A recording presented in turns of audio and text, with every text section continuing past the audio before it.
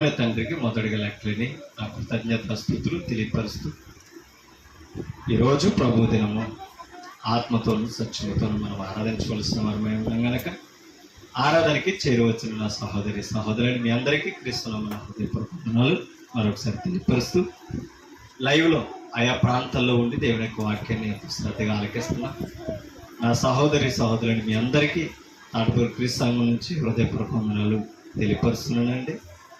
Live start అయింది కానీ light పైన మరి విలువైన దేవుని సంగతులు పరిశుద్ధ గ్రంథం నుంచి మనం నేర్చుకుంటాం. దేవుడు మనకిచ్చిన సమయాన్ని మనం సద్వినియోగం చేసుకోవాల్సిన వారమై గనక మరి అందరూ కూడా ఆరాధనలో పాలిభాగస్తులు కావాలి. మరి దేవుని సన్నిధిలో ఉన్న మనం అందరం కూడా నిశ్శబ్దంగా మౌనంగా ఉండాలి. ఎవరో కూడా అల్లరి చేయకూడదు. లైవ్ వెళుతుంది, లైవ్లో వాక్యం చెప్పడం జరుగుతుంది కనుక పిల్లలందరూ కూడా మాట్లాడకుండా చెప్పే దేవుని వాక్యాన్ని చాలా శ్రద్ధగా బుద్ధిమంతులుగా మీరు వినాలి. ప్రార్థన చేసుకొని దేవుని యొక్క వాక్యంలోనికి మనం వెళదాం. మరి అందరూ కూడా కళ్ళు మూసుకున్నట్లయితే ప్రార్థన చేసుకోండి. ప్రార్థన. సర్వోన్నతుడు సర్వశక్తిమంతుడు పరమందు ఆసీనుడు అయిన తండ్రి, మీ పరిశుద్ధమైన నామమును బట్టి లెక్కలేని స్తోత్రాలు స్తుతులు తెలియజేస్తున్నాం. తండ్రి, మమ్మల్ని ప్రేమించి ఈ సమయంలో ఆరాధనలో మీ వాక్యాన్ని మేము పరిశోధన చేయడానికి, వాక్యాన్ని తండ్రి మేము చెప్పడానికి, వినడానికి, నేర్చుకోవడానికి ఆరాధనలో మరొక భాగముగా వాక్య పరిచయలోకి మమ్మల్ని నడిపించారు. మీ వాక్యాన్ని వింటున్న వారందరికీ వినగలిగిన చెవులు, గ్రహించే హృదయాలు ఇవ్వండి. మరి ముఖ్యంగా మీ జ్ఞానాన్ని గ్రహించి అర్థం చేసుకుని మరి తలపులు దయచేయండి. చెప్పుచున్న నన్ను కూడా బలపరచండి. మీ పరిశుద్ధాత్మ సహాయము జ్ఞానముతో మమ్మల్ని బలపరచండి. అబద్ధము అసత్యము మాలో లేకుండా కాపాడండి. మీ వాక్యం ద్వారా సత్య మార్గంలో స్థిరపరచండి. మీ సంకల్పాన్ని తెలుసుకొని మీ ఉద్దేశాల ప్రకారంగా మా జీవితాలను నడిపించుకోవడానికి తగిన సహాయం అందించండి. తండ్రి, దేవుడు ఎవరో ప్రతి ఒక్కరూ తెలుసుకొని దేవుణ్ణి ఎలా గుర్తించాలో, దేవుణ్ణి ఎలా కనుగొనాలో, దేవుణ్ణి ఎలా ఆరాధించి సేవించాలో, పూజించాలో ప్రతి ఒక్కరూ మీ గ్రంథం నుంచి నేర్చుకుని లేఖనానుసారంగా మిమ్మల్ని ఆరాధించే అవకాశం దయచేయండి. అపవాది అనేకులను మోసం చేస్తూ మీకు వ్యతిరేకమైన మార్పులను నడిపిస్తుంది. వాళ్ళ గ్రంథం పట్టుకున్న వారిని కూడా అపవాది మోసం చేస్తూ తండ్రి అబద్ధికులుగా నడిపిస్తుంది గనక మరి అటువంటి మోసాల్లో వాక్యానికి వ్యతిరేకంగా మేము నడవకుండా వాక్యానికి లోబడుతూ మరి సత్యవంతులుగా మీరు చెప్పిన విధంగా మేము బ్రతకడానికి, ఆరాధన చేయడానికి కృప చూపించాలి. ఆయా ప్రాంతాల్లో ఉండి కూడా లైవ్ ద్వారా మీ వాక్యాన్ని ఆలకిస్తున్న వారిని, ఎంతో శ్రద్ధగా వింటున్న వారిని అందరినీ కూడా జ్ఞాపకం చేసుకొని యేసుక్రీస్తు పరిశుద్ధమైన నామమును బట్టి ఈ ప్రార్థన సమర్పించి వేడుకుంటున్నామా తండ్రి, ఆమేన్. విలువైన దేవుని సంగతులు పరిశుద్ధ గ్రంథం నుంచి మనం నేర్చుకుంటాం. మరి దయచేసి పిల్లలందరూ కూడా చాలా మౌనంగా ఉండాలి. దేవుని వాక్యం వినడం మనకి ధన్యత. దేవుని యొక్క వాక్యంలో మనం ఎప్పుడు కూడా విధేయులుగా మనం ఉండాలి. దేవుని వాక్యం వినడానికి మన హృదయాలను ఎప్పుడూ సిద్ధపరచుకోవాలి. ఎందుకంటే దేవుని వాక్యం వినడం నరులకు ఆశీర్వాదం, అది దీవెనకరమైనది. ఎన్నెన్నో మాటలు వింటూ నేర్చుకుంటాం, అవి ఆశీర్వాదం అని అనుకుంటాం.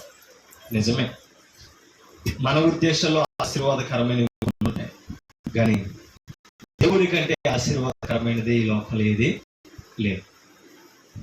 అది నిరంతరము ఉండేది గనక అటువంటి వాక్యంతో మనల్ని బలపరుస్తున్న దేవుని దగ్గర ఎల్లప్పుడూ కూడా విశ్వాసంతో మనం, భయభక్తులతో మనం కొనసాగవలసిన వారమే గనక కొన్ని మాటలను ఈరోజు మనం నేర్చుకుంటాం. ఒకసారి 2వ రాజుల గ్రంథంలోనికి మనం 2వ రాజుల గ్రంథంలో ఒక మాటలు ఇక్కడ కనపడతాయి. 14వ అధ్యాయం 2వ రాజుల గ్రంథం 14వ అధ్యాయము 26వ వచనాన్ని ఒకసారి మనం చదువుతాం. యాలయనగా అల్పులేమి గనులేమి ఇశ్రాయేలు వారికి సహాయులు ఎవరును లేకపోయిరి. మీకు అర్థమవుతుందా? ఇశ్రాయేలులో ఎవరున్నారట? అల్పులు ఉన్నారట, గనులు ఉన్నారు. అల్పులేమి గనులేమి ఇశ్రాయేలు వారికి సహాయులు ఎవరునూ లేకపోయారు. ఇశ్రాయేలుకి సహాయం చేయడానికి ఎవరు లేకపోయారట. ఎందుకనంటే సహాయం చేయవలసిన వాడు దేవుడు. మీకు అర్థమవుతుందా? కొన్నిసార్లు మన పరిస్థితుల్లో కూడా సహాయం చేసేవారు ఎవరైనా ఉంటారేమో అని చూస్తాం. కానీ మనుషులు అయితే సాయం చేస్తే ఎంత చేస్తారో కొద్దిగానే, వారి సామర్థ్యం కొలిదే చేస్తారు. కానీ ఇశ్రాయేలు వారికి శత్రువుల నుంచి తప్పించడానికి కానీ ఎవరు సహాయులు లేరు. సహాయులు ఇశ్రాయేలులోకి లేకపోవట ఆశ్చర్యకరమే. ఒకసారి కీర్తనల గ్రంథంలోనికి మనం వెళ్తాం. కీర్తనల గ్రంథంలో ఒక మాట మనకి కనపడుతుంది. 10వ అధ్యాయం కీర్తన గ్రంథము 10వ అధ్యాయం 14వ వచనం ఒకసారి మనం చదివినట్లయితే అక్కడ ఒక మాట మనకి కనపడుతుంది. చూడండి. నీవు దేనిని చూచి ఉన్నావు కదా, వారికి ప్రతీకారము చేయుటకై నీవు చేటును పగను కనిపెట్టు. ఎవరట? దేవుడు. అందుకని నీవు దీనుని, నీకు అర్థమవుతుందా? నీవు దీనిని చూచి ఉన్నావు కదా. ఎవరో? దేవుడు. వారికి ప్రతీకారము చేయుటకై, ఎవరికే ఇక్కడ చెప్తున్నాడు చూడండి. నీవు చేటును పగను ఆయన ఏం చేస్తున్నాడట? ఎవరో? దేవుడు. ఎందుకని? ప్రతీకారం చేయడానికి. ఒకసారి 13 వచ్చింది చదువుతాం. ఎవరికి ప్రతీకారం తీర్చాలనుకున్నాడు ఆయన? దుష్టులు దేవుని తృణీకరించుట. అంటే దుష్టులు ఎవరిని తృణీకరిస్తున్నారో? దేవుని తృణీకరిస్తున్నారు. తృణీకరించడం అంటే లెక్క చేయకపోవడం, అవునా? లక్ష్య పెట్టకపోవడం, ఆయనకి విలువ ఇవ్వకపోవడం తృణీకరించు. ఆయనతో పనేముందే. ఇక అర్థమవుతుంది. ఇంకా దుష్టుల్లో ఎలా ఉంటారంటే అసలు దేవుడు ఉన్నాడే ఇట్లా అనేసి నిర్లక్ష్యంగా ఉంటారు. అందుకనే దుష్టులు దేవుని తృణీకరించుట ఎలా? ప్రశ్న చేశాడు చూడండి. నీవు విచారణ చేయవని. ఎవరో? నీవు అంటే దేవుడు. నీవు విచారణ చేయవని వారు. ఎవరు వారంటే? దుష్టులు. ఓకేనండి. వారు తమ హృదయములలో అనుకొనుట ఎలా? ఏమనుకున్నారట అమ్మా? దేవుడు విచారణ చేయుడు అంటే అర్థం ఏంటి? మేము ఎలా బ్రతికినా మమ్మల్ని పట్టించుకోడు, మాకేమీ చేయడైనా మా ఇష్టం. ఎందుకంటే ఇవాళ నీతిమంతులు కూడా, పరిశుద్ధులు కూడా మాట్లాడేది ఇదే. ఎందుకండి? నీతిమంతులు కంటే నీతిమంతులే బాగున్నారండి. దేవుణ్ణి ఎరిగిన వారి కంటే దేవుణ్ణి ఎరగిన వారు వర్ధిల్లుతున్నారండి. దేవుని నమ్ముకొని ఏం బాగుపడ్డామండి అని వాళ్ళు లేరా? కొన్నిసార్లు ఎవరైతే మనమే అంటాం మన పరిస్థితులను బట్టి. కానీ వారు దేవుని తృణీకరిస్తున్నారు. కానీ ఒక్క విషయం మనం అర్థం చేసుకుంటే, మనం ఏ స్థితిలో ఉన్నా ఎవరిని లక్ష్య పెడుతున్నాం? తృణీకరిస్తలా. మీకు అర్థమవుతుందా? అందుకని ఇక్కడ ఈ మాట అన్నాడు. దుష్టులు దేవుని తృణీకరించుట ఎలా? నీవు విచారణ చేయవని వారు తమ హృదయములలో అనుకున్నట్టు ఎలా? ఇప్పుడు చూసి 14 వచ్చినప్పుడు మనకు అర్థమవుతుంది. చూడండి. నీవు అంటే ఎవరు? దేవుడు. నీవు దీనిని చూచి ఉన్నావు. దేనిని? దుష్టుల ఆలోచన, దుష్టులు చేసేవి నువ్వు చూస్తావు, అవునా కాదా? అందుకనే నీవు దీనిని చూచి ఉన్నావు కదా. ఎవరికి? ఎవరికి కాదండి, దుష్టులకు. అందుకని కంటెంట్ మర్చిపోకూడదు. 13 వచనంలో ఏమన్నాడు? దుష్టులు దేవుడు తృణీకరించుట. దావీదు ప్రశ్న ఇది. అంటే ఒక దుష్టుడు అవ్వచ్చు, దుష్టులుగా ఉండొచ్చు, కానీ ఎవరిని తృణీకరించకూడదు. అదే కదా మరి.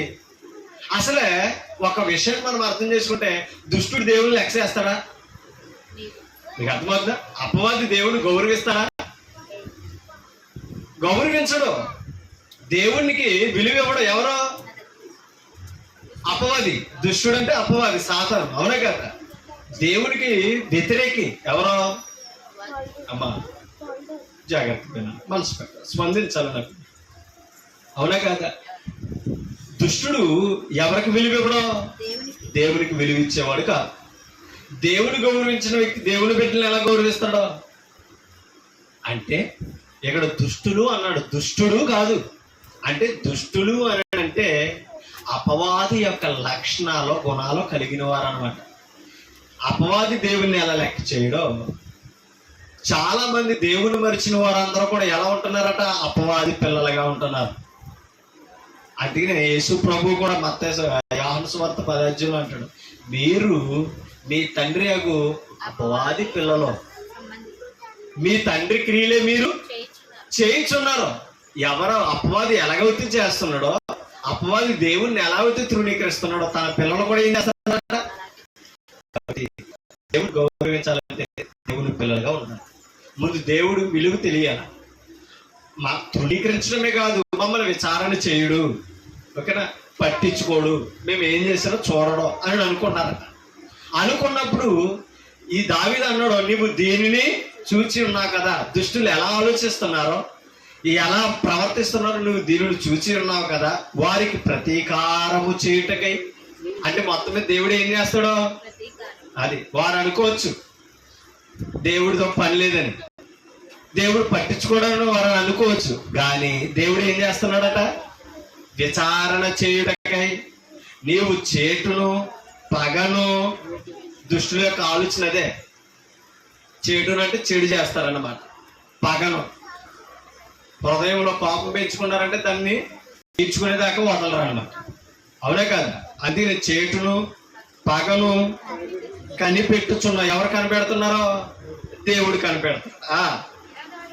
నిరాధారులు తమ్మును నీకు అప్పగించుకుందురు, తండ్రి లేని వారికి నీవే సహాయుడవై. ఎవరికి సహాయుడు అంట? మరి ఇందాక మనం రాజుల గ్రంథంలో చదువు ఏమనుంది అక్కడ? ఇశ్రాయేలీలో గనులు గాని అల్పులు గాని సహాయులు ఎవరూ లేరు. మీకు అర్థమవుతుందా?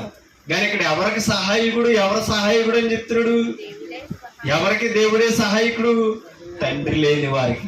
తండ్రి లేని వారికి, అనాథులకే దేవుడు సహాయుడు అయ్యాడంటే మరి తన ప్రజలైన ఇశ్రాయేలుకి ఎవరు సహాయకులు? అది దేవుడు సహాయకుడు అని తెలిసినప్పుడు దేవుని మీద ఆధారపడడం నేర్చుకోవాలి. దేవుని సహాయమునకు మనం రావాలన్న త్వరపడి. అందుకని ఇక్కడ అన్నాడు, నిరాధారులు తమ్మును నీకు అప్పగించుకుందరు. నిరాధారులు అంటే ఆధారం లేనివారు. అవునా? మనం అంటే కదా ఏ దిక్కు లేనివారు, ఏ ఆధారం లేనివారు. ఎవరిని ఆధారం చేసుకోవాలి? దేవుణ్ణి ఆధారం చేసుకోవడం నేర్చుకోవాలి. దేవుణ్ణి ఆధారం చేసుకున్నాం అనుకో, గొప్పవాడికి గనులకి కాదట, ఎవరికి సహాయకుడు? ఆఖరికి తండ్రి లేని దిక్కు లేని అనాథ కూడా నీవే నాకు సహాయకుడు అంటే ఆయన సహాయానికి నిలబడతాడట. మీకు అర్థమవుతుందా? కానీ దుష్టులు ఏం చేస్తున్నారో, దేవుని సహాయం మాకు అక్కర్లొద్దు, అదే కదా తృణీకరించారంటే దేవునితో లెక్కలేదు. కానీ ఒక విషయం అర్థం చేసుకోవాలి, దేవుని విశ్వాసి, దేవుని భక్తుడు కంపల్సరీ ఏం చేయాలి తెలుసా? దేవునిపై అనుకోవడమే కాదు, దేవుని సహాయాన్ని కోరుకోవాలి. మనకి ఎన్నున్నా సరే ఎవరి సహాయానికి రావాలట? దేవుని సహాయానికి మనం రావాలి. 27వ కీర్తన 9వ వచనం అక్కడ ఒక మాట కనబడుతుంది చూడండి. నీ ముఖమును నాకు, ఎవరికి? దావీదు. దేవుణ్ణి అడుగుతున్నాడు దావీదు, నీ ముఖమును నాకు దాచకము, కోపము చేత నీ సేవకుని. అంటే అర్థమేంటి? ఆయన కోపం వస్తే సేవకుని కూడా పక్కనెట్టారు. అవునా? కోపము చేత నీ సేవకుని తోలివేయకుము, నా సహాయుడవు. మీకు అర్థమవుతుందా? దావీదు కోరుకుంటున్నాడు, ఆ మనసు కావాలి మనకు. నా సహాయుడవు. ఎవరికి సహాయకుడు? దావీదు. దావీదు ఎవరి సేవకుడు? అవునా? సేవకుడు రాజు, ఇశ్రాయేలు రాజు, దేవుని సేవకుడు. రాజు అంతటి వారే ఎవరి సహాయకుడు అన్నాడు? ఒక విషయం, ఇశ్రాయేలు కిందక ఎవరు లేరు? సహాయకులు లేరు. ఇశ్రాయేలుకు సహాయకుడు ఎవరు? రాజు. ఇశ్రాయేల్ ప్రజలకు రాజు ఎవరు? దావీదు. ఇప్పుడు రాజు అంటే సహాయకుడా కాదా? రాజ్యంలో ఆపద వచ్చిందంటే ఎవరు సహాయం చేయాలి? రాజు సహాయం చేయాలి. ప్రజల మీదకి ఎవరన్నా శత్రువులు వస్తుంటే పరాక్రమశాలుడు సహాయంగా నిలబడాలి. కానీ ఇక్కడ దావీదు ఏమన్నాడు తెలుసా? నాకు సహాయకుడవు నీవే, అందుకనే నీ సేవకుడిని తోలివేయద్దు. నీకు అర్థమవుతుందా? అంటే అర్థం ఏంటి తెలుసా? దేవుడిని అంటున్నాడు, నువ్వు నన్ను తృణీకరించొద్దా. దుష్టులు తృణీకరించడం కాదు, దేవుడు తృణీకరించడానికి ఆధారమే ఉండదు. నీకు అర్థమవుతుంది? అందుకని అక్కడ అన్నాడు, నీ ముఖమును నాకు దాచుకోము. అంటే అర్థం ఏంటంటే మరుగై ఉండొద్దు అన్నాడు దేవుడు. నీకు అర్థమవుతుందా? మరుగుగా నువ్వు ఉండదు. మరుగుగా ఉండడం ఏంటి? మరుగుగా ఉండడం ఏంటంటే ఆయన ప్రార్థించిన, దేవుని మీద ఆనుకున్న, సహాయం చేయడానికి మరుగై ఉన్నాడని అర్థం. ఓకేనా? అందుకనే నీ ముఖమును నాకు దాచుకోము, నీ కోపము చేత నీ సేవకును తోలికి వేయకు. నా సహాయకుడవు నీవే, రక్షణకర్తయగు నా దేవా, నన్ను దిగనాడకము. మీకు అర్థమవుతుందా? నా రక్షణకర్తవగు నా దేవా. మీకు అర్థమవుతా? రక్షణకర్త ఎవరట? దేవుడు. అంటే ఇప్పుడు సహాయం ఎందుకు కోరుతున్నారు తెలుసా? రక్షణ కొరకు, ప్రాణ రక్షణ కొరకు ఎవరు సహాయం కోరుతున్నారో? దేవుని సహాయం. అందుకని అన్నాడు, నన్ను దిగనాడకం అంటే అర్థం ఏంటి? వదిలిపెట్టకని అర్థం. నన్ను దిగనాడకం అంటే అర్థం ఏంటి తెలుసా? వదిలి పెట్టకో, నన్ను చెయ్యి విడవకని అర్థం. నన్ను విడవకు. నీకు అర్థమవుతుందా? నన్ను వదిలిపెట్టవద్దు, విడిపోవద్దు. దావీదు కోరుకుంటున్నాడు. నీకు అర్థమవుతుందా? అందుకనే మనం ఆయన వదలకుండా ఉండాలంటే, ఆయన విడిచిపెట్టకుండా ఉండాలంటే ఏం చేయాలి తెలుసా? ఒక్కసారి 91వ కీర్తనలోకి మనం 91వ కీర్తన, అక్కడ ఒక మాట కనపడుతుంది చూడండి. మొదటి వచనం అమ్మా, మహోన్నతుని చోటన నివసించువాడే, సర్వశక్తిని నీడను విశ్రమించువాడు. ఎక్కడున్నది విశ్రమ? సర్వశక్తిని నీడను అంటే దేవుని చేతిలో ఆయన చోటును నివసించాలట. అంటే దాని అర్థం ఆయన పరిశుద్ధ సన్నిధిలో జీవించాలి. నివాసం అంటే జీవించడం. ఆయన చాటును అని అంటే ఆయన సన్నిధిని. ఓకేనా? అందులో మహోన్నతుని చోటున నివసించువాడే, సర్వశక్తుని నీడను అంటే ఇప్పుడు విశ్రామం కోరేవాడు ఎలాంటి వాడు అని తెలుసా? సర్వశక్తుడు. అది సర్వశక్తులు ఉన్నవాడిని ఏం చేయాలి తెలుసా? నీవే నాకు సహాయుడు అని కోరాలట. అవునట కదా? మనకే శక్తి ఉంది కానీ సర్వశక్తులు లేవు. సర్వశక్తులు అంటే ఏదైనా చేసేయగలము అనడానికి మనకి అవకాశం లేదు. మన వల్ల ఏ చేస్తాం, కొన్నే చేస్తాం. అవునంట కదా? ఇప్పుడు మన పిల్లలు ఉన్నారు, మనం మొయ్యగలరా? వారి సామర్థ్యం వేరు. మనము ఉన్నాం, మనం కొన్నే చేస్తాం. మనకంటే బలవంతులు కొన్ని చేస్తాం. కానీ ఏదైనా చేయగలిగిన వాడు ఎవరట? దేవుడు. ఎందుకు తెలుసా? ఆయన సర్వశక్తులు ఉన్నవాడట. సర్వశక్తి నుండి దగ్గరకు వస్తే ఆయన నీడలో, ఆయన చేతులు ఏముందంట? విశ్రమం, నెమ్మది ఉంది. ఓకేనా? అందుకనే అక్కడ ఒక భరోసా ఇచ్చాడు చూడండి. 3వ వచనం చదువుదాం. వేటగాని ఊరిలో నుండి ఆయన నిన్ను, మోషే గారు మాట్లాడుతున్న మాటలు ఇవి.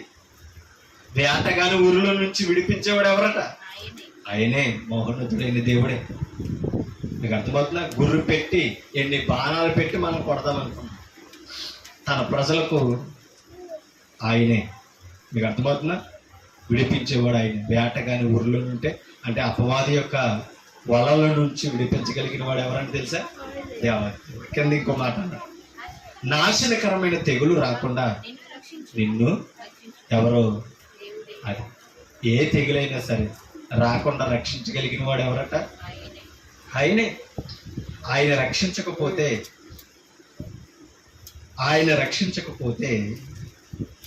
మన యొద్ద నుండి ఏది కూడా దూరం అయ్యే అవకాశం లేదు. మీకు అర్థమవుతున్నా? ఆయన కంపల్సరీ మనల్ని రక్షించాలి.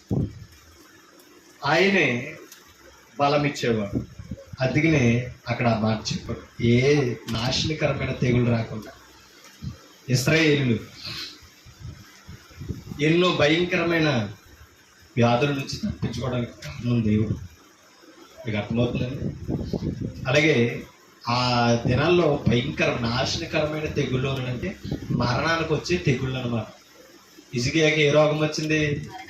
మరణకరమైన రోగం. అప్పటికి ప్రభావితంగా ఉన్న వ్యాధి ఏంటి తెలుసా? కుష్టి వ్యాధి.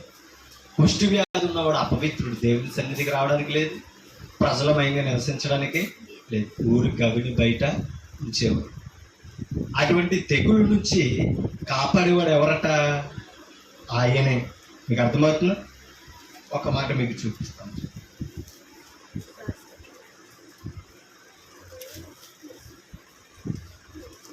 ధర్మశాస్త్ర కీర్తన గ్రంథంలోనే ఒక మాట చెప్తాను.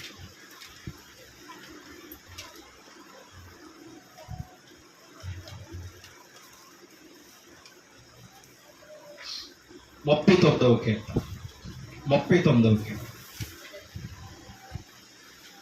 తీసారు చూడండి. 10వ వచనం చదువుతాం. 39వ కీర్తన 10వ వచనం. నీవు పంపిన తెగుళ్ళు నా మీద నుండి తొలగింపు, నీ చేతి దెబ్బ వలన నేను. మీకు అర్థమవుతున్నా? ఆయన కూడా ఏం చేస్తాడట? కొడతాడు. ఆయన దెబ్బలకు మనం ఏమవుతామంట? క్షీణించిపోతాం, లేచే అవకాశం ఉండదు. మంచాన పట్టే దెబ్బలు అనమాట ఇవి. అది నన్ను నీవు పంపిన తెగుళ్ళు నా మీద నుండి అంటే దీని అర్థం ఏంటి? తెగులు పంపేవాడు ఆయన, తెగులు తీసివేసేవాడు కూడా ఆయన. మనం ఏం చేస్తున్నాం? మంత్రించేవాడి దగ్గరికి వెళ్తాం, అవునా? చెల్లంగిదనం చేసేవాడి దగ్గరికి వెళ్తాం, ఏదో మాయలు మంత్రాలు చేసేవాడి దగ్గరికి మనం వెళ్తాం, అవునట్టు కాదండి? ఎందుకని? వాళ్ళే చేస్తారు. ఎందుకు? చేయగలిగిన వాడు ఎవరు? అందుకని ఎవరి సహాయం కోరాలే? అది ఇందాక అన్నాడు కదా 91వ కీర్తన, నాశనకరమైన తెగులు అంటే మరణకరమైన రోగాలు వ్యాధులు రాకుండా చేయాలంటే ఎవరు చేయగలరు? అందుకని అంటాడు, నిన్ను స్వస్థపరచు యెహోవాను ఇశ్రాయేలుతో చెప్తున్నమాట, ఇశ్రాయేలుకు భరోసా ఇస్తున్నమాట. అందుకని అంటాడు ఇక్కడ దావీదు గారు, నీవు పంపిన తెగులు నా మీద నుండి తొలగింపము, నీ చేతి దెబ్బ వలన నేను క్షీణించుచున్నాను. దోషములను బట్టి నీవు మనుషులను గద్దింపులతో శిక్షించినప్పుడు. ఎందుకు శిక్షిస్తున్నాడంట ఆయన? ఎందుకు శిక్షిస్తున్నాడంట ఆయన? దోషాలు. దోషాలంటే పాప, దేవునికి వ్యతిరేకమైన నడవడుకులు అన్నమాట. దోషములను బట్టి నీవు మనుషులను గద్దింపులతో శిక్షించినప్పుడు. చూడండి, చెమ్మెట కొట్టిన వస్త్రము వలె నీవు వారి అందము చెడగొట్టెదవో. మీకు అర్థమవుతుంది? ఎంత సౌందర్యవంతుడైనా సరే మీకు అర్థమవుతుంది? ఆయన క్షీణింపజేసాడు అనుకుంటే రూపం కూడా గుర్తుపట్టలేమంట, అవునట కాదండి? అటువంటి, ఎందుకంటే ఎంతో మంది టాలీవుడ్ హీరోలు ఎంతో మంది ఉన్నారు, అవునా కదా? ప్రపంచంలో పేరుగాంచిన ఎంతో మంది హీరోలు హీరోయిన్స్, అవునా కదా? సౌందర్యవంతులు ఎందరో ఈరోజు గుర్తింపు లేని వారు ఎందరో ఉన్నారు. మీకు అర్థమవుతుంది? ఎందుకని? ఎంత అందంగా ఉన్నా, ఎంత సౌందర్యంగా ఉన్నా ఈ శరీరానికి క్షీణత అనేది ఒక రోజు వస్తుంది. మీకు అర్థమవుతుంది? కాబట్టి మన అందం, మన సౌందర్యం, మన దేహం దేవునికి ఎలా ఉపయోగపడుతుంది అనేది మనం అర్థం చేసుకో. ఎందుకంటే మన దేహముతో మనం ఏం చేయాలి? దేవుణ్ణి మహిమపరచాలి. మనకు సౌందర్యాన్ని ఇచ్చిన వాడిని మనం గుర్తించాలి. ఒక విషయం మీరు ఆలోచించాలి, ఎస్తేరు చాలా సౌందర్యవంతురాలు, అవునా కాదు? కానీ వినయం కలిగింది, అవునా?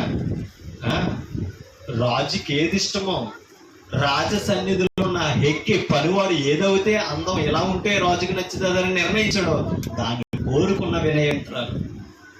నాకంటే అందగత్తులు ఎవరో నన్ను అనుకోలే, అందుకు కాబట్టి మీకు అర్థమవుతున్నా. అహేశ్వరోసు ఆవిడ ఏం చేశాడు తెలుసా? రాణి కదా ఒప్పుకున్నాడు. కారణం ఏంటి తెలుసండి? ఆవిడకున్న అంత సౌందర్యం ఏం చేసిందని తెలుసండి? రాజు దయ కోరేదాగా చేసి, రాజు దయ కోరడమే కాదట, అక్కడ ఉన్న ప్రజల దయను పొందిందంట. ఎవరో ఇస్తే ఎందును బట్టి లోబడే మనసు. ఎవరికి లోబడ్డది తెలుసా? పిన తండ్రికి లోబడ్డ. ఎవరో మొర్దికాయకి లోబడ్డది. మొర్దికాయకి ముందే చెప్పాడు, నువ్వు ఎగ్గే మాటను కాకుండా ఏ మాటనో నిర్ణయించుకో. కారణం ఏంటి తెలుసా? దైవ భక్తి కలిగిన కుటుంబాలు కొన్ని హెచ్చరికలు చేసినప్పుడు ఆ హెచ్చరికల్లో నిలబడితే కుటుంబాల బిడ్డలో వర్తిల్తారు. అలా పినతండ్రి మాట కాదల్లా పెంచాడు కాబట్టి నేను రాజు సన్నిధికి పోతున్నాను, రాజు అయిపోతున్నాను, ఈయన మాట ఇదేంటి అని అనుకోలేదు. ఎవరో ఇస్తారు అనుకోలేదు. ఆలోచించు. కారణం ఏంటంటే ఎంత అందం సౌందర్యం ఉన్న వినయం చాలా గొప్పది. ఎందుకంటే దావీదును కూడా ఒక మాట ఉన్నది, దావీదు కూడా సౌందర్యవంతుడు. మీకు అర్థమవుతుంది? ఎవరో దావీదు సుందరుడు అయినా సరే దావీదుని గురించి దేవుడు ఏమన్నాడు తెలుసా? దావీదు నా హృదయానుసారుడు అని అన్నాడు. అంటే అర్థమేం తెలుసా? ఎంత అందంగా, ఎంత సౌందర్యంగా, ఎంత ముఖ కలకలు ఉన్నా సరే దేవుణ్ణి మర్చిపోయేంత స్థితులలో లేరు. అలాగే యోసేపు గురించి కూడా మనం చూసినట్లయితే యోసేపు కూడా చాలా సుందరుడు. అంతేనే కదా అమ్మా? అంత సుందరుడు కాబట్టి, అంత సౌందర్యంగా ఉన్నాడు కాబట్టి పోతీఫర్ యొక్క భార్య అవునా కాదు ఏం చేసింది? ఇష్టపడడానికి చూసి. కానీ ఏం చేశాడు? నేను అందంగా ఉన్నానని తప్పు చేయడానికి ఇష్టపడ్డా? ఎవరు? యోసేపు దేవునికి భయపడ్డాడు. నేను పాపం చేయకూడదు, నేను కీడు చేసుకోకూడదని ఏం చేశాడంటే తనను తాను కాపాడుకోగలిగాడు. ఎక్కడి నుంచి? పోతీఫర్ యొక్క భార్య చేతి. కారణం ఏంటి తెలుసండి? దైవ మనసు కలిగిన వారంట. ఎప్పుడు కూడా మనం అర్థం చేసుకోవాలి, మనకు వాక్యం దేవుని భయం నేర్పాలి, దేవుని మనసులతో మనల్ని నింపాలి. అందుకని అన్నాడు, మనం ఎంత అందంగా సౌందర్యంగా ఉన్నాం, దేవుడు కొడితే మనం ఏమైపోతామంట? జీవశవాలు. అవునా కాదా? అందుకని అక్కడ ఆ మాట అన్నాడు 11వ వచనంలో ఏమని? దోషమును బట్టి నీవు మనుషులను గద్దింపులతో శిక్షించినప్పుడు చెమ్మెట్ట కొట్టిన వస్త్రము వలన నీవు వారి అందమంతా చెడగొట్టెదు. నరులు వట్టి ఊపిరి వంటి వారి వల్ల ఏమీ చిమెట్లో ఒక వస్త్రం ఎలాగైతే పాడైపోతుందో దేవుడు కొడతానంట మనుషుల యొక్క రూపాలు కూడా అలా మారిపోతాయి. కాబట్టి మనం ఎప్పుడు కూడా విర్రవేయకూడదు. నాకంటే అందంగా ఎవరున్నారు, నాకంటే తెల్లగా ఎవరున్నారు, నాకంటే ఎత్తుగా ఎవరున్నారు, అవునా కాదు, నాకంటే హైట్గా ఎవరున్నారు. మనం ఎప్పుడు కూడా దేవుడు కృప అనుకోవాలంతే. అవునంటారు కదండి? హైట్గా ఉన్నారంటే ఎవరి కృప? దేవుని. పట్టుకున్నారంటే ఎవరి కృప? దేవుని. అవునా కాదు? లావుగా ఉన్నారంటే ఎవరి కృప? అంతే. బెంగెట్టుకున్నా రాదది. అంటే దేవుడు ఎవరిని ఎలా డిజైన్ చేసాడో అలాగే డిజైన్ అవ్వదు. కానీ మనం ఎప్పుడు కూడా దేవుడు ఇచ్చిన దాన్ని సంతృప్తిగా మనం వినియోగపరచుకోవాలి, న్యాయబద్ధంగా జరిగించాలి. కాబట్టి ఆ అవకాశం మనం ఎప్పుడు కూడా కలిగి ఉండాలి, అది మనం నేర్చుకోవాలి. అందుకనే తెగులు నుంచి తప్పించగలిగిన సమర్థుడు ఎవరు తెలుసా? దేవుడు అక్కడే. అక్కడ మోషే చెప్పాడు, ఇక్కడ దావీదు చెప్తాడు. ఒక మాట మీకు చూపిస్తాను చూడండి. ఇక్కడే 3వ వచనాన్ని మనం చదువుతాం. నా గుండె నాలో ఏమవుతుందట? దావీదు గారు మాట్లాడతారు. నా గుండె నాలో మండుచుండేను, నేను ధ్యానించుచుండగా మంట పుట్టిన. ఎవరిని ధ్యానిస్తుంటే? దేవుని ధ్యానిస్తుంటే. చల్లనుకోండి. అప్పుడు నేను ఈ మాట నోరారా పలికాడు.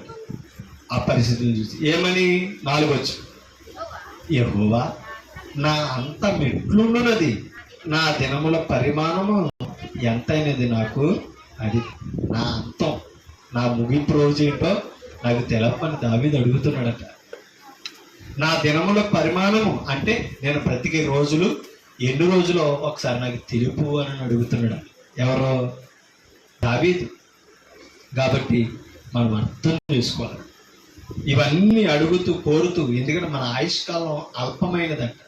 అసలు అక్కడ దావీదు మాట అన్నాడు, దేవుని సన్నిధిలో మన ఆయుష్కాలం లేనట్లే. మనకిచ్చిన 60-70 సంవత్సరాలు దేవుని దృష్టిలో ఎంత తెలుసా? లేనట్లే. అవునా కాదు? ఎందుకంటే సంవత్సరము గతించారండి ఉన్నట్టు వలే ఉన్నారు, రాత్రి అందలి ఒక జాము వలె ఉన్నదనేసి ఆయన మాట్లాడిన 91 కీర్తనలో మనం చదువుతాం. కాబట్టి ఎంత అల్ప ఆయు కలిగిన మనం ఎవరి సహాయం కోరాలి? దేవుని సహాయం కోరాలి. దేవుని సహాయము కోరే సమయము ఈరోజు ఆయన సన్నిధిలో మనకు దొరుకుతుంటే దాన్ని ఏం చేస్తున్నాం తెలుసా? పోగొట్టుకోం. ఆయన సహాయకుడు మనకు ఉన్నాడని మనకు తెలిసినా సరే దేవుని సన్నిధిలో మనం ఏం చేయలేకపోతున్నాం? ఆయన మీద ఆధారపడడం నేర్చుకోలేం. మన భక్తి దేవుని మీద శ్రద్ధ నిలుపుతలేదండి. మన భక్తి దేవుని మీద శ్రద్ధ నేర్పదు. దేవుని పనులు సురుకుతానన్న మనకి మన వలన ఏమీ కాదు. అది మనం అర్థం చేసుకోవాలి. ఓకేనా? ఒక మాట మీకు చూపిస్తాం. 37వ కీర్తన 40వ వచనం మనం చదువుతాం. యెహోవా వారికి సహాయకుడై వారిని, ఎవరు సహాయకుడట? ఇశ్రాయేలుకి యెహోవాయే ఎవరట? సహాయకుడై వారిని రక్షించును. వారు యెహోవా శరణు జోచి ఉన్నారు కనుక ఆయన భక్తిహీనుల చేతుల నుండి వారిని విడిపించి రక్షించు. ఎప్పుడు రక్షిస్తాడో? ఆయన శరణు జోచిను అంటే దాని అర్థం ఏంటి తెలుసా? నీవే మాకు ఆధారం అని ఆయన్ని ఆధారంగా తీసుకొని ఆయన దగ్గరికి మనం వచ్చి ఆయన్ని పూజించి సేవించినప్పుడు మనల్ని ఏం చేస్తాడని తెలుసా? చెప్పండి. విడిపించి రక్షిస్తాడు. కాబట్టి ఆయనే సహాయకుడు, ఆయనే విమోచకుడు, ఆయనే రక్షకుడు. ఎవరికే?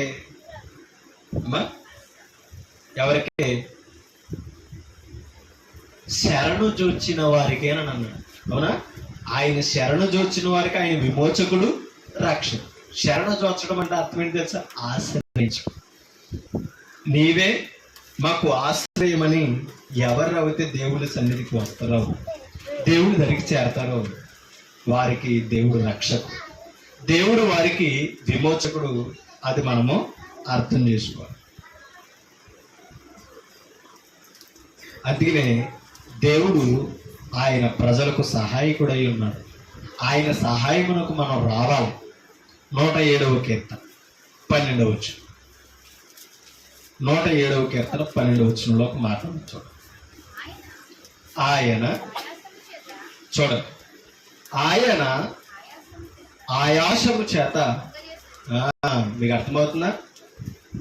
ఆయాసము చేత ఏం చేస్తున్నాడట? కృంగ చేస్తున్నాడట. కృంగ చేసిన వారి కూలి ఉండగా సహాయకుడు.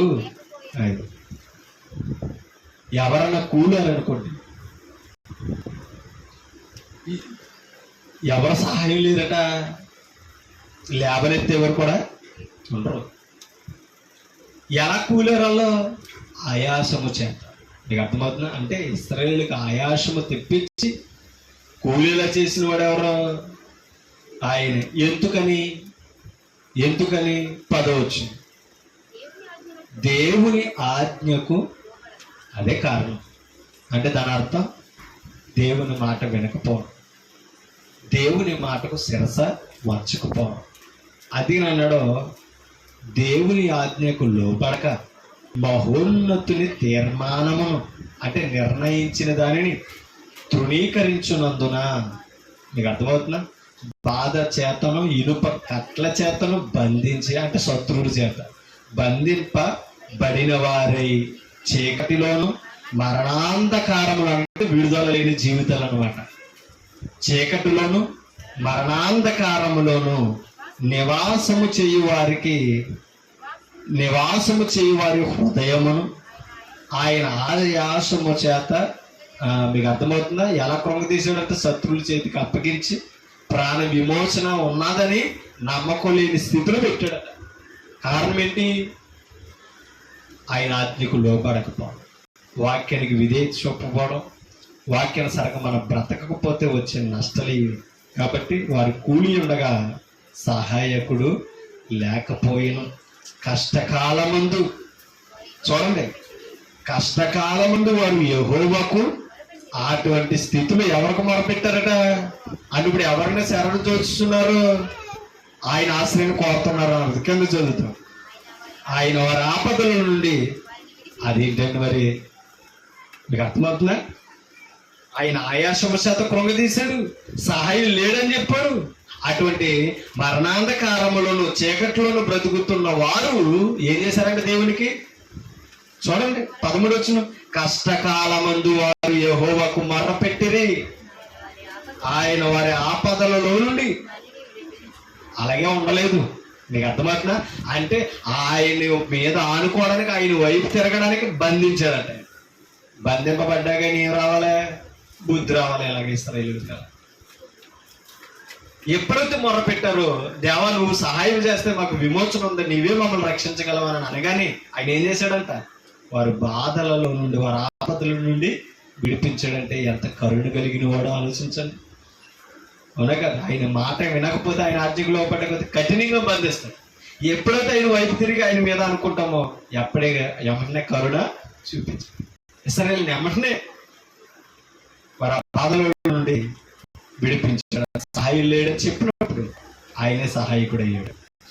146వ అధ్యాయం కీర్తన 146 వచ్చి 5 వచ్చి 146 వచ్చి 5 వచ్చు. ఎవనికి యాకోబు దేవుడు సహాయకుడగునో, ఎవడు తన దేవుడిని యెహోవా మీద ఆశ పెట్టుకునునో, అది ఎవరికి సహాయకుడు అవుతాడట? యాకోబు దేవుడు. అమ్మా, ఎవరికి సహాయకుడు అవుతాడు?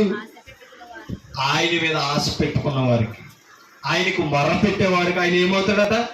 సహాయకుడు అవుతాడు. అట్టి వారు ఎవరంట తెలుసా? ధన్యులు. దేవుడు సహాయంగా ఉండడం నరుడికి ధన్యత. మనుషుల సహాయం తాత్కాలికం, అవునా కాదు? అది దేవుడు సహాయం చేస్తే చీకట్లోను మరణాంధకారంలోనూ కూడా తోడుకొనగలడు. అవునా? షడ్రకు మెషకు అబేద్నెగోలుకి ఎక్కడ తోడుకున్నాడు దేవుడు? అగ్నిగుండంలో తోడుకున్నాడు. అవునా కాదు? చాలా బలాసూరులు ఉన్నారు, కానీ వారిని తప్పించడానికి ఎవరో సహాయకులు లేరు. మరి షడ్రకు మెషకు అబేద్నెగో అనే వారికి దేవుడు ఎందుకు సహాయకుడు అయ్యాడు? అమ్మా, అగ్నిగుండంలో కూడా ఎవరిని కోరుకున్నారు తెలుసా? దేవుని సహాయం కోరుకున్నారు. ఆయన శరణు చూచారు కాబట్టి మరణంలో కూడా వారికి సహాయకుడయ్యాడు. అలాగే దానియేలు మనం ఆలోచించినట్లయితే, అవునా కదా? దానియేలుకి ఎక్కడ సహాయకుడు అయ్యాడు? సింహాల నోళ్ళు ముయించి గుహలో సహాయకుడయ్యాడు. అంటే ఏ స్థితిలో ఉన్నా సరే దేవుణ్ణి ఏం చేయాలి? ఆశ్రయించాలి. ఈరోజు ఇక్కడ నేను బాగున్నాను కదా, పరిస్థితులు బాగున్నాయి కదా అని దేవుణ్ణి వదిలేయకూడదు. పరిస్థితుల నుంచి నెట్టేసే పరిస్థితికి మనం రాకూడదు. ఆరోగ్యంగా ఉన్న దేవుని దగ్గర ఉండాలి, ఆస్తులు ఉన్న దేవుని దగ్గర ఉండాలి, అనారోగ్యంగా ఉన్న దేవుని దగ్గరే ఉండాలి. తినడానికి కొన్నిసార్లు ఆహారం లేకపోయినా దేవుని సన్నిధిలో ఉండడం మనం నేర్చుకో. అన్నీ ఉంటే మీకు అర్థమవుతుందండి. ఒకలాగా అన్నీ లేకపోతే యోబు భార్యలాగా మనం ఆలోచించు. అన్నీ పోగొట్టుకున్న యోబులాగానే ఉండాలి. అన్నీ పోగొట్టేసుకున్న తర్వాత ఇటువంటి బ్రతుకు నాకు అవసరం లేదని, ఇటువంటి బ్రతుకులోనికి నడిపించిన దేవుడితో నాకు పని లేదని యోబు భార్యలాగా ఆలోచించుకో.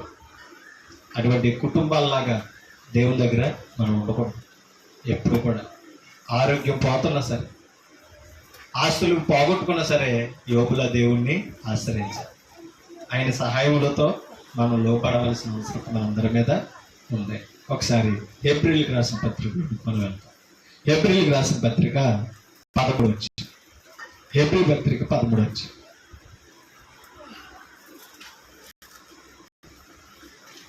ఏప్రిల్ పత్రిక 13 వచ్చి 6 వచ్చిన చదువుతాం చూడండి.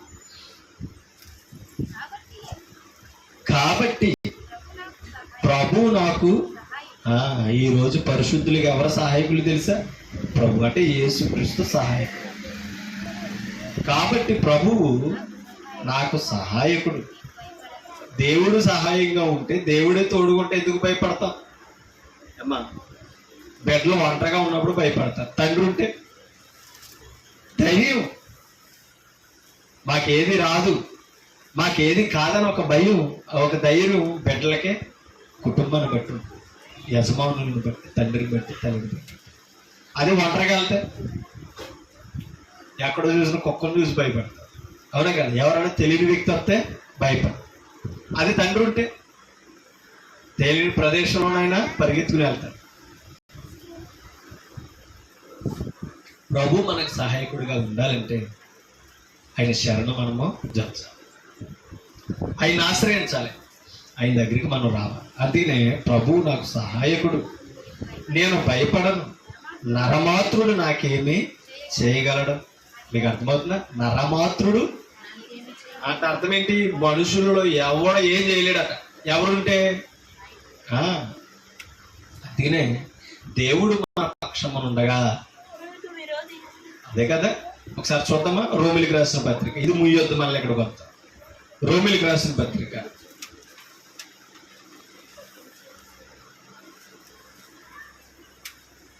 8:31. ఇట్లుండగా ఏమందుము? దేవుడు మన పక్షమునుండగా మనకు విరోధి ఎవడు ఉండడండి. మీకు అర్థమవుతున్నా? మన పక్షంగా దేవుడు ఉండాలి, అప్పుడు విరోధి ఎవరో ఉండరు. దేవుడు మనకు విరోధి అయ్యాడు అనుకోండి, మన పక్షాన్ని ఎంతమంది ఉన్నా ఎవరి వల్ల కాదు. ఎందుకని? ఏ తెగుల నుంచి తప్పించలేరు, ఏ చీకటి నుంచి విడిపించలేరు, ఏ బాధల నుంచి విడిపించలేరు. మీకు అర్థమవుతుందా? అందుకని మనం ఎప్పుడు దేవుని సహాయాన్ని కోరాలి, దేవుని మీద ఆనుకోవడం నేర్చుకోవాలి. అందుకే నా మాట చెప్పాడు, తన సొంత కుమారుని అనుగ్రహించడానికి వెనుక తీయలేదంటే దేవుడు. ఎవరి కోసం? తనను ఆశ్రయించిన వారి కోసం. తనను ఆశ్రయించకపోయినా సరే తన సొంత కుమారుని అనుగ్రహించాడండి దేవుడు. తన సొంత కుమారుని అనుగ్రహించుటకు వెనుక తీయక మన అందరి కొరకు ఆయనను అప్పగించిన వాడు ఆయనతో పాటు సమస్తమును మనకెందుకు అనుగ్రహింపడో. మీకు అర్థమవుతుందా? క్రీస్తుని ఇచ్చిన వాడు ఈ లోకంలో అవసరతలు తీర్చలేడా? ఈ పరిస్థితుల నుంచి మార్చలేడా? అది మనం అర్థం చేసుకోవాలి. కాబట్టి మన ప్రాణ విమోచన క్రయదానముగా యేసుక్రీస్తు తన ప్రాణాన్ని శిలువలో అర్పించారు. ఆయన కార్చిన రక్తము ద్వారా పాపం నుంచి మనకు విమోచనాన్ని, విడుదలను ఇచ్చిన వాడు దేవాది దేవుడు. అలాంటి దేవుడు మనల్ని ఎలా వదిలేస్తాడు? అలాంటి దేవుడు మనల్ని ఎందుకు విడిచిపెడతాడని ఆ మాటలో మనకు వివరించడం అనేది జరుగుతుంది. కింద ఇంకో మాట నడుచు 33 వచ్చు. దేవుని చేత ఏర్పరచబడిన వారి మీద ప్రశ్నది. దేవుడు ఏర్పరచుకున్న వారి మీద ఎవరు నేరం మోపగలరో? కానీ నేరం మోపేది ఎవరో? అపవాది మోపుతున్నాడు. అవునే కదా? నేరము మోపగలిగిన వాడెవడో? నీతిమంతులుగా తీర్చువాడు. అది దేవుడే తీర్పు తీర్చినప్పుడు ఎవరో ఏం మోపలేరట? నేరం మోప. ఓకేనా? కాబట్టి ఎవరు నీతిమంతులుగా తీర్చేవారులా ఉండాలి? ప్రభువే మనల్ని నీతిమంతులుగా తీర్చేవారుగా ఉండాలి. అంటే నీతిమంతుని చేతిలో మనం ఆయన సహాయంతో అనుకుని ఉండాలి, ఆయన మీద ఆధారపడాలని మనం నేర్చుకోవాలి. అందుకనే ఆ మాటలు మనకి చెప్తాడు. ఓకేనా? కాబట్టి దేవుడు మన పక్షంగా ఉంటే మనకి ఎవరు విరోధం. ఇప్పుడు రండి ఏప్రిల్ పత్రిక 13:6. కాబట్టి ప్రభు నాకు సహాయకుడు, నేను భయపడను, అని నరమాత్రుడు నాకేమి చేయగలడు అని మంచి ధైర్యములతో చెప్పగలవారమై. అంతే కదా మరి. ఎందుకని యేసుక్రీస్తు మన మరణం నుంచి విడిపించినాడు, మనుషుల నుంచి విడిపించలేడా? పాతాళం నుంచే విడుదల ఇచ్చిన వాడు మరణం నుంచి విడిపించలేడా అమ్మా? అవునా కదా? అపవాదు నుంచే విడిపించిన వాడు మనుషుల చేతి నుంచి మనం విడిపించలేదా? కాబట్టి విడిపించగలిగిన వాడు ఎవరు తెలుసా? దేవాది దేవుడు. అటువంటి దేవుడు మన పక్షంగా ఉండాలి. ఆయన మన పక్షంగా ఉండేవారుగా మనం చేసుకోవాలి. 7వ వచనం, మీకు దేవుని వాక్యము బోధించి మీ పైన నాయకులుగా ఉన్న వారిని జ్ఞాపకము చేసుకుని. మీకు అర్థమవుతుందా? మీకు దేవుని వాక్యమును బోధించి మీ పైన నాయకులుగా ఉన్న వారిని అంటే సువార్తికుని జ్ఞాపకం చేసుకుని వారి ప్రవర్తన ఫలమును శ్రద్ధగా తలంచుకొనుచు వారి విశ్వాసమును అనుసరించుడి. మీకు అర్థమవుతుందా అమ్మా? ఒక సంఘం ఎవరిని మాదిరి పెట్టుకోవాలని తెలుసా? బోధించే సువార్తికుని మాదిరిగా పెట్టు. అందుకని సంఘానికి, సమాజానికి మాదిరి ఎవరంటే ఎవరు తెలుసా? సువార్తికుడు. అదే నాకు ఒక మాట అడిగమని, వారి ప్రవర్తన ఫలమును శ్రద్ధగా తలంచుకోవాలంట. అంటే వారి ప్రవర్తన ఎలా ఉన్నదో చూడాలంట. తలంచుకొనుచు వారి విశ్వాసమును అనుసరించాలి. ఒక సువార్తికుడు అట్టి మాదిరి అవ్వాలి అంటే మాకు ఎంత బాధ్యతనిచ్చాడు దేవుడు. చూసారా? మీరు మమ్మల్ని చూసి మమ్మల్ని పోలి, అంటే పౌలు అన్నాడు, నేను క్రీస్తుని పోలి నడుచుకున్న ప్రకారం మీరు మమ్మల్ని పోలి నడుచుకోండి అని అన్నాడు. అలాగే ఒక సువార్తికుడు క్రీస్తు వల్లే నడుస్తున్నప్పుడు క్రీస్తుల మార్గంలో జీవించవలసిన వారమై ఉన్నాం. అర్థమవుతుంది? అలా జీవిస్తున్నప్పుడంట ఎవరిని మాదిరి పెట్టుకోవాలంటే తెలుసా? ఒక సువార్తికుడు ఫలం. వారి విశ్వాసమును తల పెట్టుకుని మాదిరిగా నడవాలి అని అంటున్నాడు. కారణం ఏంటి తెలుసా? అంటే అంత మాదిరి అవుతున్నాడంట ఎవరో? సువార్తికుడు. సువార్తికుడికి అంత బాధ్యత సంఘంలో ప్రభు అనుగ్రహించాడు. కాబట్టి లోకాన్ని కాదండి మాదిరిగా పెట్టుకోవాల్సి, లోకాన్ని కాదండి మాదిరిగా పెట్టుకోవాల్సి, ఒక సువార్తికుడిని పెట్టుకో. సువార్తికుడు ఎవరిని మాదిరిగా పెట్టుకోవాలంటే ముందు నడిచిన అపోస్తులను, క్రీస్తును, అలాగే ఇప్పుడు సంఘంలో నడుస్తున్న విశ్వాసులను కూడా మాదిరిగా పెట్టుకోవాలి. అట్టి బాధ్యత సువార్తికుడు. కిందకి చదువుతాం. యేసుక్రీస్తు నిన్న నేడు ఒక్కటే రీతిగా ఉన్నాడు. మారలా, ఒక్కటే రీతిగా ఉన్నాడు. కానీ మనం ఏం చేస్తున్నాం? ఆదివారం లాగానే మారుతాం, సోమవారం లాగానే మారుతాం. అవునంట కదండి. వారం అంతా రకరకాలుగా మారిపోతాం. ఆదివారం వచ్చినప్పటికీ ఆదివారం ఎలా ఉండాలో అలాగే మారుతాం. అలా ఉండకూడదట. వారం అంతా ఒకలాగానే ఉండాలి, వారం అంతా ఒకలాగానే ఉండాలి, ఎల్లప్పుడూ ఒకలాగానే ఉండాలి. ఎందుకు తెలుసా? అట్టి మాది వాక్యం మనకి నేర్పుతుంది. అది మనం తెలుసు. అందుకే అంటున్నాడు యేసుక్రీస్తు నిన్న ఒక్కటే రీతిగా ఉన్నాడు. అవును, యుగ యుగములకును ఒక్కటే రీతిగా ఎవరు? మరి మనం ఎందుకు మారిపోవాలి? మనము కూడా ఎల్లప్పుడూ ప్రభువునకు వలె మాదిరిగా ఉండాలి అంటే ప్రభు మనకు సహాయకుడై ఉండాలి. ఆయన సహాయమును మనం కోరుకునేవారుగా మనం ఉండాలి. 9వ వచనం, నానా విధములైన అన్య బోధల చేత అది తెప్పబడకుండా ఉండాలంటే క్రీస్తు మనకు సహాయకుడై ఉండాలి. నానా విధమైన బోధల చేత మనం నడిపెప్పకూడదు. ఏదైనా ఒకటే అని వెళ్ళిపోకూడదు. ఏ సంఘమైన ఒకటే అని మనం వెళ్ళిపోకూడదు. అది వాక్యం కోరిందా లేదా? అది ప్రభు స్వరక్తం ఇచ్చి కొన్నదా కాదా? అపోస్తలుల బోధనలలో అధికారం కలిగినదా లేదని మనం చూసుకోవాలి. లేదంటే నానా విధమైన అన్య బోధలు ఉన్నాయని గ్రంథమే చెప్తుంది.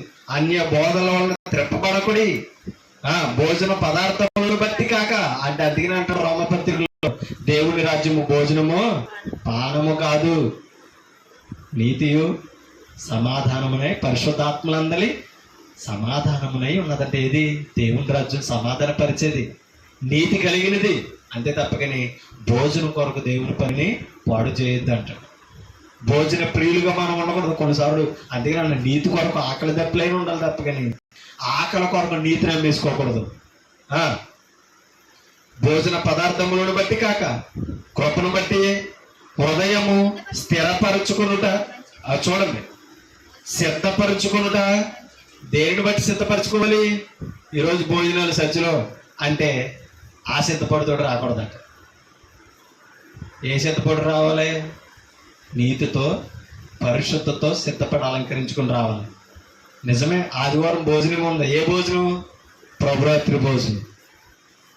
ఆత్మీయ ఆహారం మనకు దొరుకుతుంది. శరీర ఆహారం కొరకు కదని మనం దేవుణ్ణి నమ్మవలసింది, ప్రభు దగ్గరికి రావాల్సింది. అవునా కాదు? అందుకనే భోజనాలు పెడితేనే సంఘానికి వచ్చే భక్తులుగా మనం ఉండకూడదు.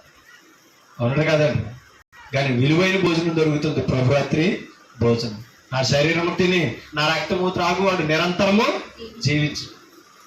మీకు అర్థమైంది? నా శరీరము నిజమైన ఆహారమును, నా రక్తం నిజమైన పానమును, పరలోకము నుంచి దిగి వచ్చిన జీవాహారము అని అన్నది.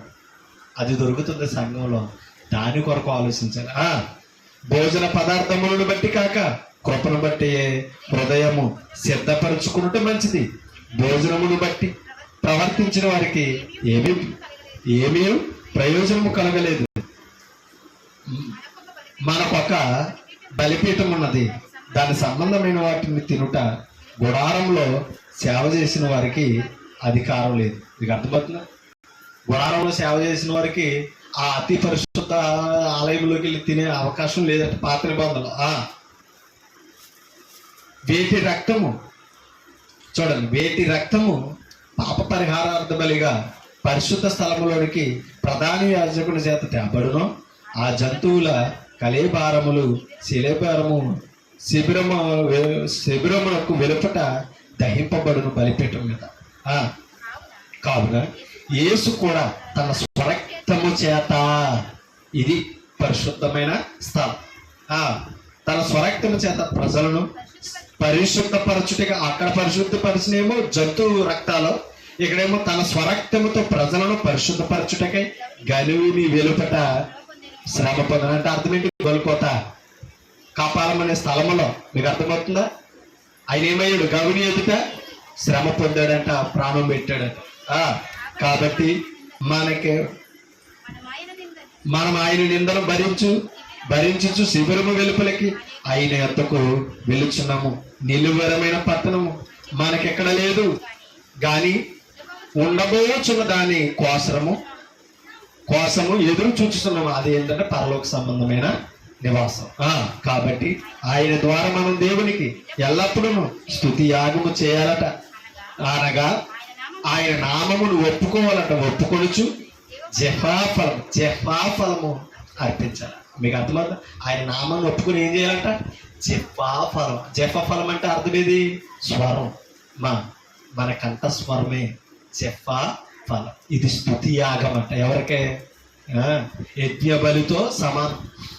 మీకు అర్థమవుతుందా? అంటే దేవుడి దగ్గర బలులు అర్పించాలంటే స్తుతులతోటే, స్తుతి అర్పణలను అర్పించాలి. కానీ ఈ పాటలో మనం మిస్ అయిపోతాం.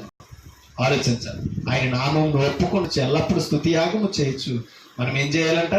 జప ఫలము అర్పించుదుము అని దేవుని యొక్క వాక్యం అనేది. ఒక మాట చదివి మనం ముగించుకుంటాం. 3వ యోహాను పత్రిక 1వ అధ్యాయం 8వ వచనం. 3వ యోహాను పత్రిక 1వ అధ్యాయం 8వ వచనం. అక్కడ ఒక మాట చెప్పాడు చూడండి.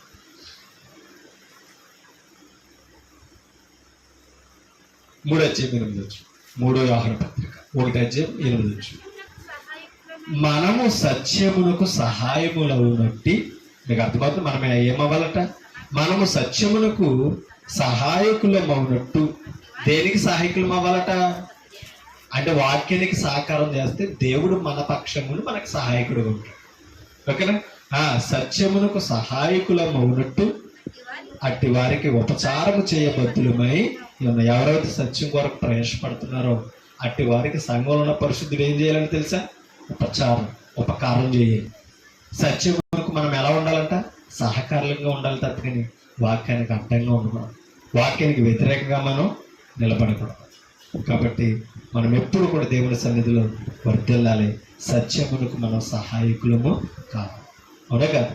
అంటే వాక్యానికి సహాయపడాలి. వాక్యం ప్రకటించడానికి మనం ముందుకు రావాలి. అందుకే నెలకొడుకులు పెడుతుంటాం. మనం ఇంకా వాక్యానికి సహాయకులం అవ్వాలనే బైబిల్ క్లాసులు పెడతాం. కాబట్టి మనం సహకరించి వాక్యానికి విధేయులమై వాక్యాలు ఎదుగుతున్నాము, వాక్యానికి ఆటంకంగా నిలబడుతున్నాము. ఒకసారి మనల్ని మనం పరీక్షించుకోవాల్సిన అవసరత. అక్కడ ఒక వచనం చదువు ముగించుకుంటాం. 2వ వచనం. ప్రియుడా నీ ఆత్మ వర్ధిల్లుచున్న ప్రకారం ఎక్కడ? క్రీస్తులో. సత్యవాక్యములు ఏమవ్వాలట? మన ఆత్మ వర్ధిల్లుచున్న ప్రకారము నీవు అన్ని విషయంలోనూ వర్ధిల్లుచు సౌఖ్యముగా ఉండవాలని ప్రార్థించుతుంది. సంఘంలో ఏముండాలి? వాక్యంలో ఏముండాలట? సౌఖ్యంగా ఉండాలట. సౌఖ్యముగా ఉండవాలని ప్రార్థించుతున్నాను. నీవు సత్యమును అనుసరించి నడుచుకొనుచున్నావు గనక సహోదరులు వచ్చి నీ సత్య ప్రవర్తనను గురించి సాక్ష్యము చెప్పక విని బహుగా అది అర్థమవుతుందా? గాయను గురించి పరిశుద్ధులు యోహాను గారికి చెప్తుంటే ఏం చేశాడట? ఆ సత్య ప్రవర్తనను చూసి సంతోషపడుతున్నాడు. ఒక విశ్వాసం వాక్యంలో వర్ధిల్లితే, సంఘానికి విధేయుడయ్యి వాక్యాన్ని గౌరవించి వాక్యం వరకు ప్రయాసపడుతూ ఒక సువార్తికుడు సంతోషించే స్థానంలో ఉండాలని బాధపడకూడదు. అవునా కాదు? ఒక గాయు చేసి మంచి పని. గాయు ఆత్మ ఎలా ఉన్నదట? వర్ధిల్లుచున్నది. అవునా కదా? సౌఖ్యంగా ఉన్నాడట. సంఘంలో దేవుని పనిలో వర్ధిల్లుతున్నాడంట. సత్యం కొరకు సహాయకుడిగా ఉన్నాడంట. ఇది సహోదరులు వచ్చి చెప్తే, ఆయన సత్య ప్రవర్తన గురించి చెప్తే, అంటే మంచి క్రియలను గురించి చెప్తుంటారంట. ఆయన సత్య ప్రవర్తన అన్నాడంటే వాక్యంతో కూడిన క్రియలు చేస్తున్నాడు, అలా బ్రతుకుతున్నాడని చెప్తేనంట చాలా సంతోషపడ్డాడంట. ఎవరో? యోహాను గారు. కాబట్టి ఈరోజు అలా సువార్తికుడు మెచ్చుకునే స్థానంలో విశ్వాసులు వాక్యానుసారంగా ఎదుగుతున్నారంట. అలా నడవగలుగుతున్నామా?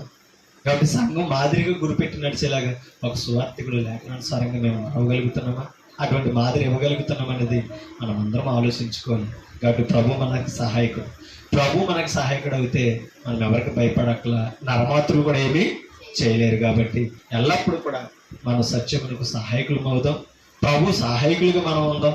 ప్రభువుకు మన శత్రులుగా ఉండకూడదు. ఎల్లప్పుడూ కూడా సహాయకుడైన ప్రభు వైపు నడుస్తూ, ఆయన ఎంత సహాయకుడు అంటే మనల్ని రక్షించగలిగిన వాడైనా విమోచించగలిగిన వాడు ఆయనే. అటువంటి విమోచకుడు, రక్షకుడు, మన ప్రాణదాత అయిన ప్రభువు ఎల్లప్పుడూ కూడా సౌఖ్యంగా ఎదగలుగుతూ నిత్యము వర్తిల్లాలని నన్ను నేను హెచ్చరించుకుంటూ మిమ్మల్ని హెచ్చరిస్తాను. ఓపికని మీ అందరికీ ప్రభు అయిన యేసుక్రీస్తు పరిశుద్ధ నామమున హృదయపూర్వక వందనాలు తెలియపరుస్తున్నాను. Thank you.